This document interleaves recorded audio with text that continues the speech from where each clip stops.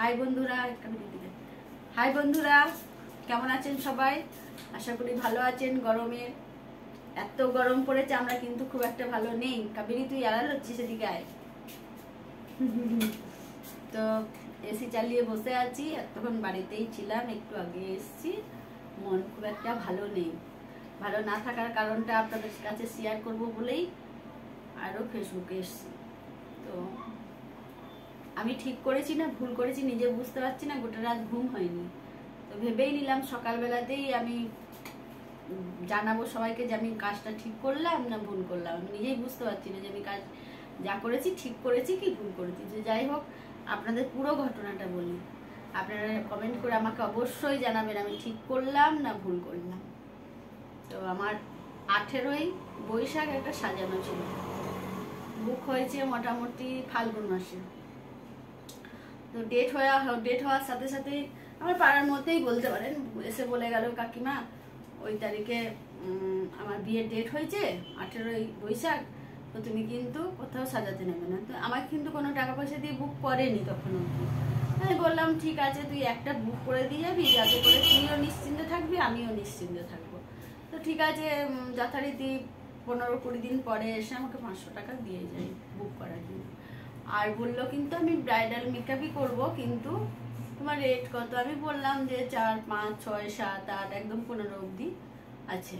তো বললো যে আমাকে ভালোটাই করে দিতে হবে, আমি 3000 দেবো তোমাকে, আর 5000-এরটাই করে দিতে হবে। তো আমি কিন্তু আর কোনো কথা বলিনি, যেহেতু পাড়ার ব্যাপার, আর মেয়েটি আমার ছেলের ক্লাস ফ্রেন্ড, ছোট ছেলের।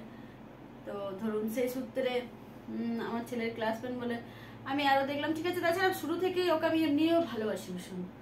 তো যাই হোক, আমি একদম এক কথায় রাজি হয়ে গেলাম, যা দেবে দেবে ঠিক আছে। শুধু আমি একটা কথাই বললাম যে তোর গায়ের রংটা তো কালো, যার জন্য তুই কিন্তু ফেসিয়ালটা একটু ভালো করবি। তো বললো কত? আমি বললাম দেখ 1500, 2000, 3000, 4000 যে যেমন পারে করে। তো ও বললো ঠিক আছে আমি 1500-এ করবো। তাই হবে। আমি কিন্তু মনে মনে জানি যে 1500-এর ফেসিয়ালে ওর গ্লো হয়তো ঠিকভাবে, কালো ঠিক আছে কিন্তু একটু গ্লেজটাও কম। তো যাই হোক, সাজাবো যখন আমি, তখন আমার মতন তো তৈরি করে নিতে হবে। যা দেবে দেবে আমি করে দেবো ঠিকঠাক করেই। ওয়াক্স হবে, হাত, মুখ, গলা ওয়াক্স করে, ব্লিচ করে, ফেসিয়াল হবে, সবটাই হবে ধরুন। তো সেই সূত্রে আমি ওরকম বললাম। তো যাই হোক, আমাকে 500 টাকা অ্যাডভান্স দেওয়ার পরে আমাকে মোটামুটি ফাল্গুন মাস থেকে আমাকে বলছে যে আমার একটু স্টেশনারি আছে ছোট্টখাট্টো, খুব বড় সড়ো নয়, আর আমি অনেক কিছু রাখতে পারি না কারণ অত টাইম নেই। এই পার্লারের সাথে সাথে অল্প 2-1টা যা থাকে থাকে। তো যাই হোক, আমাকে স্টেশনারির মাল বললো তোমার কাছে কিন্তু আমি স্টেশনারির মাল নেবো। বললাম ঠিক আছে নিবি। তো আমাকে ডিজাইনগুলো দেখিয়ে দিয়ে গেল, বললো একটা চওড়া হার, একটা মানে কি বলবো, একটা চওড়া হার আর একটা নেকলেস টাইপের, আর হাতে হাঙর মুখ বালা, যা যা হবে বলে দিয়ে গেল, সাইজ দেখিয়ে দিয়ে গেল। তাই আমি বললাম তাহলে আমি কি চৈত্র মাসে কিনবো এগুলো? বলে হ্যাঁ। আমি বললাম তাহলে চৈত্র মাসে কিনি, কারণ তোর যদি পছন্দ না হয় চেঞ্জ করার ব্যাপার থাকে। বলো ঠিক আছে। আর সোলার যে মুকুটটা এখন উঠেছে, মুকুটটাও ধরুন আমি মোটামুটি সবাইকেই নিয়ে নিতে বলি, যাকে সাজাতে যাই নিয়ে নিতে বলি। যদি যাকে যে কেউ বলে যে আমি পারছি না বা কিছু, তুমি একটু নিয়ে নাও, তাহলে আমি কিন্তু নিয়ে নিয়ে 1 পিসই নিই, কারণ ওগুলো রিক্সি ব্যাপার, তো ব্যাগের মধ্যে নিয়ে যাই, ধরুন ভাঙাভাঙির ব্যাপার থাকে।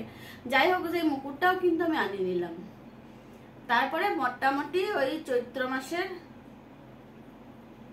শেষের দিকই বলতে পারেন, চৈত্র মাসে আমাকে একদিন এসছে। তো এসে নিয়ে আমাকে বললো যে কি করছো? যাই হোক, আমি মুড়ি খাচ্ছিলাম কি কারোর ফেসিয়াল করছিলাম, এরকম একটা ব্যাপার ছিল। আমার মনে পড়ছে না। যেরকম হাতটা কিন্তু আমার পেঁচে কিছু একটা ছিল, যে না কিছু করার মানে করতে না পারার মতন। দিয়ে আমি বললাম মা, আমার সামনে স্টেশনারিতে আমার ছেলে ছিল।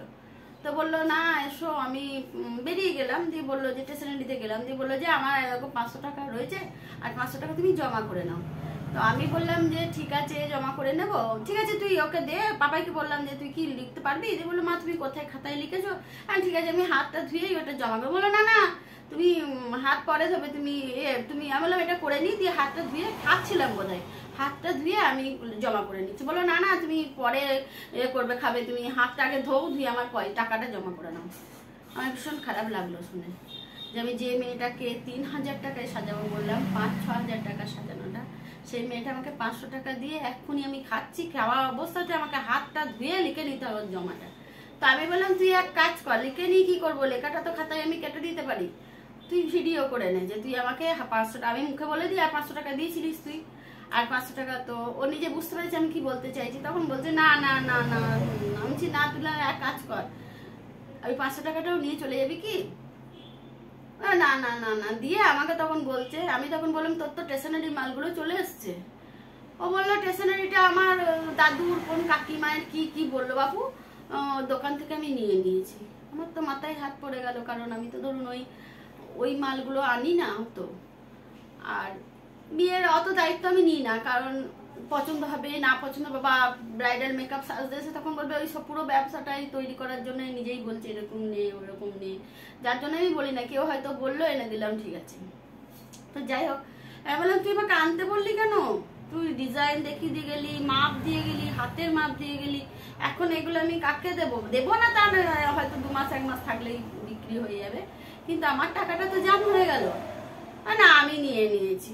যাই হোক ওটাও আমি ধামা চাপা দিয়ে দিলাম, ঠিক আছে বেশ করেছিস, জানিয়েছি নিয়েছিস ঠিক আছে। তো চলে গেল, কিছুক্ষণ পরে এসে আমাকে বললো কিছু মনে করো না, ওরকম বললাম। আমি বললাম না না কিছু কি মনে করবো, আমি তো তোকে বললাম যে, তোকে তো আমি বলে দিলাম যে মোবাইলে তুলে নে, তার মানে তোকে আমি বললাম আমার আর রাগ থাকার কথা নয়। তো যাই হোক তারপরে চলে গেল, চলে যাওয়ার পর মোটামুটি আরো 10 দিন পর ধরুন আমার কাছে এলো, এসে নিয়ে আমাকে বলছে যে কাকিমা তোমার পার্লারে কজন থাকে গো।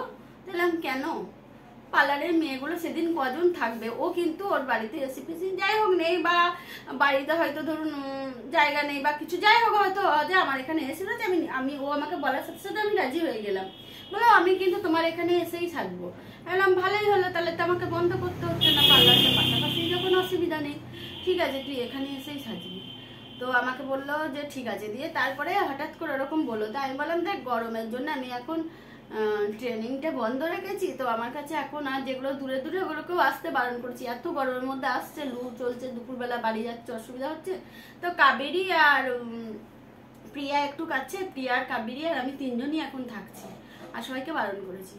তো বললো যে তাহলে কিন্তু আমি কেন রে, বললো ওদেরকে কাট করবো, বাবা বলেছে আমার বাড়ি থেকে বলেছে কি নাম ঠামগুলো দিয়ে দেবে। বললাম ঠিক আছে, ও কিন্তু চলে গেল। আমার একটা ভুল হয়েছে, মানে কি বলুন তো, বিশ্বাস করে ফেলি তো মানুষকে, বা হয়তো যা কিছু আছে হরহর করে বলে ফেলি, চাপাটা থাকে না ভিতরে। দিয়ে আমি বললাম, দিয়ে মেয়েগুলো এলো, মেয়েগুলোকে আমি বললাম তোদেরকে কিন্তু কাট করবে, তোরা এক কাজ করবি আমার সাথে, তো যেহেতু আমার পাড়ার ব্যাপার আমাকে কাট করলে তো আমাকে একটা কিছু দিতেই হবে, ছেলের বান্ধবীও বটে, আমার সাথে তোদের করতে হবে না, তোরা একটা 2 জন মিলে একটা কিছু দিয়ে দিবি গিফট, আর একবারে রেডি হয়ে আসার দরকার নেই, এখানে এসে নিয়ে চলে আসবি দুপুরের পরে, তো এখানে এসে রেডি হয়ে আমার সাথে চলে যাবি, মানে ব্যাপারটা বুঝতে পারছেন তো। বললাম তো যাই হোক আমার দোকানেও গিফট আছে, তেমন হলে এখান থেকেও নিয়ে নিবি, না হয় দিয়ে দেবো, এরকম কিছু হলো আমাদের মধ্যে কথা হয়ে গেল, ওরাও বাড়ি চলে গেল। হঠাৎ করে ওই 1 সপ্তাহ আগে আমার কাছে এখানে এসছে পার্লারে, তো মেয়েগুলো বলেছে যে বাড়িতে রয়েছে, আমার সাথে পার্লারে প্রচন্ড চাপ ছিল, তো সকালবেলা রান্নাটা হয়নি, ভাতটা করে দিয়ে এসেছিলাম, দিয়ে যাই হোক 12টার সময় গিয়ে আমি তরকারিটা বসিয়েছি।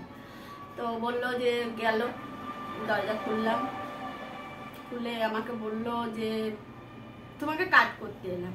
তো ঠিক আছে বস, যাই হোক আমার আইসক্রিম টাইসক্রিম ছিল, দেওয়া হলো, যেটা হয় আর কি ধরুন।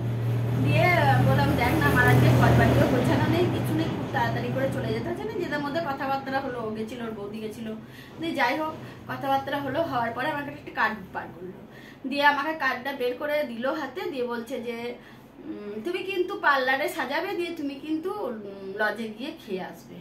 আমাকে বললো, মানে আমি একা, আমার ছেলেটা রয়েছে ধরুন বাড়িতে, বাদ দিলাম আমি ছেলেটাকে, তো আমার ছেলেকে আমি বাদ দিয়ে দিলাম, বা আমার ফ্যামিলির মধ্যে এখন আমার হাজবেন্ড আর আমার ছেলে আছে ধরুন, ওটাকে বাদই দিয়ে দিলাম, ঠিক আছে আমাকে বলেছে বলতেই পারে, সবাই তার সবাইকে বলতে পারে না, তো ঠিক আছে এবার বলুন আপনি যে আমি তার বলতে পারি না যে আমার পার্লারের মেয়েগুলোকে কেন বলছিস না।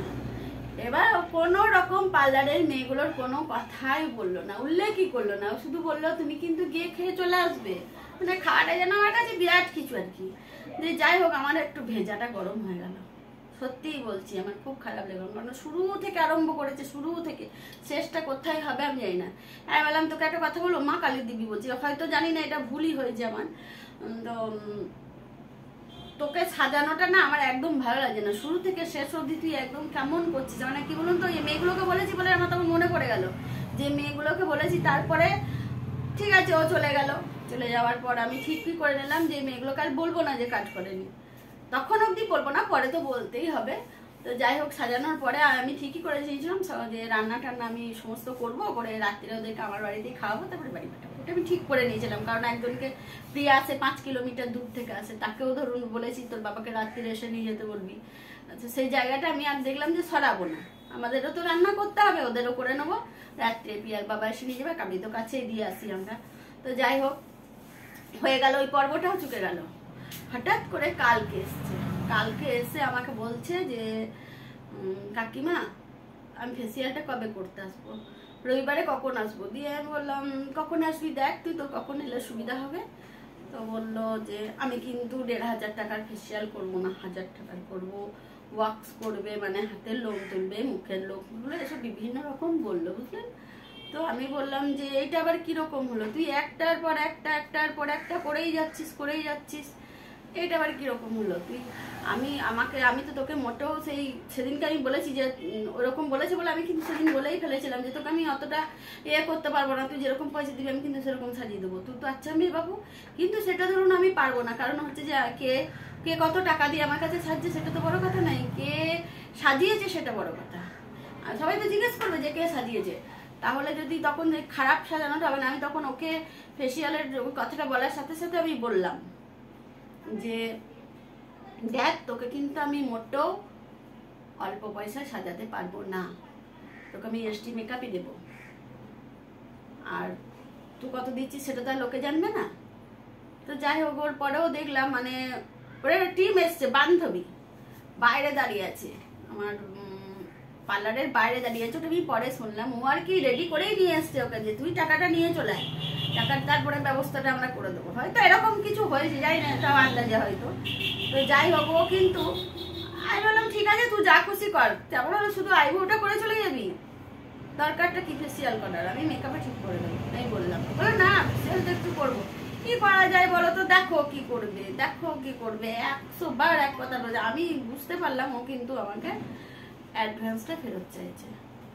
তো সেই সূত্রে আমি বললাম যে ঠিক আছে তুই তাহলে এক কাজ করবি, কাজ করবি তাহলে তুই তোর অ্যাডভান্সটা কি ফেরত নিবি, দেখো তাহলে মানে অ্যাডভান্সটাই ও ফেরত নিতে এসছে। তো আমি কিন্তু ওর অ্যাডভান্সের টাকাটা কালকে ফেরত দিয়ে দিয়েছি। ও যাই হোক হয়তো একদম রেডি হয়ে এসেছিল, তো সেইবার আমি ঠিক করতে পারছি না, আমি তো ধরুন অনেক দিনের বিজনেস করি, অনেক দিনের পার্লার আছে, আমি ঠিক করতে পারছি না যে আমি কাজটা ঠিক করলাম না ভুল করলাম, অ্যাডভান্সটা ফেরত দিয়ে কি আমি ভুল করলাম না ঠিক করলাম। আমার হাজব্যান্ড বলছে যে যে জায়গায় সম্মান নেই সে জায়গায় ঠিক আছে।